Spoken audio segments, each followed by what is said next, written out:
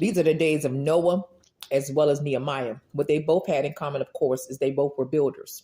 They both saw something that was needed to be done, something pertaining to God's house, his kingdom.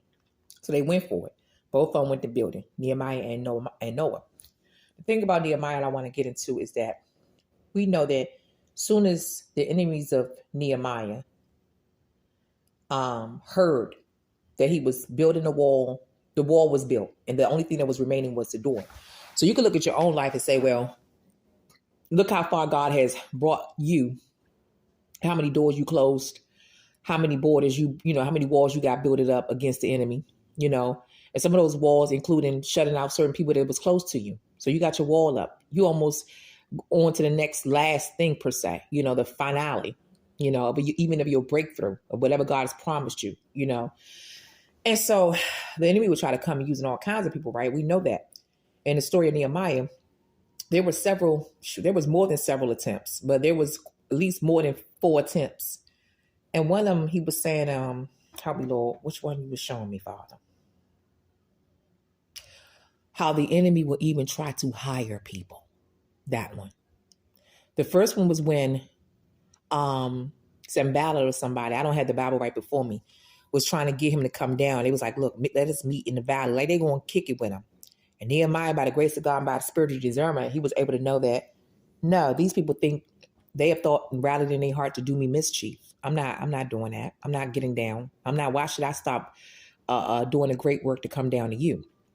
Boom. They came back 4 times. If I think maybe 4, I know the least 4, maybe even 5 with the same pursuit to try to get them to come down, try to get them to stop building.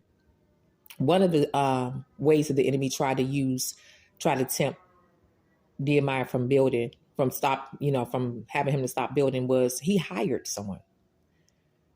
The enemy will hire people, even people closest to you. See, where I'm from, and it's sad to say, but money talks.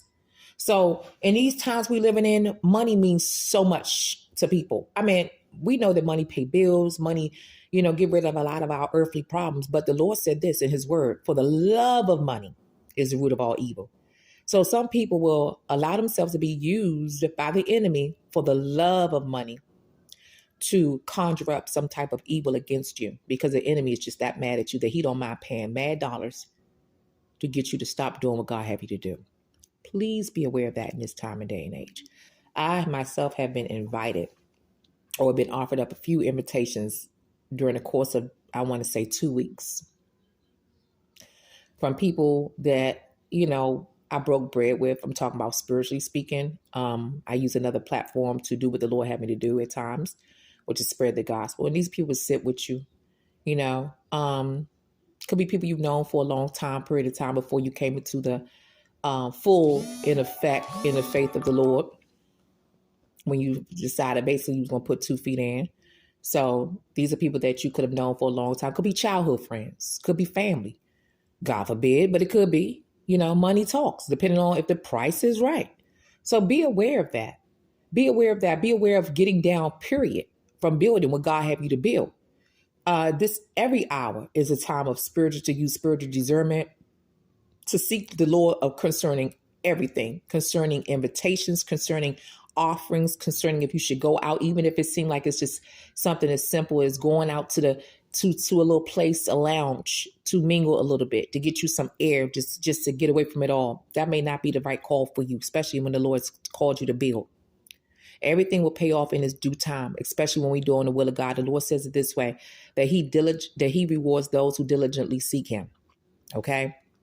So let that be the it for right now. And I pray that this message just encourage you to stay on the path the Lord have you to be on, and not to be beguiled, not to be fooled, not to be deceived, and not to be moved from what God has you to do. That's it for now. God bless. Peace.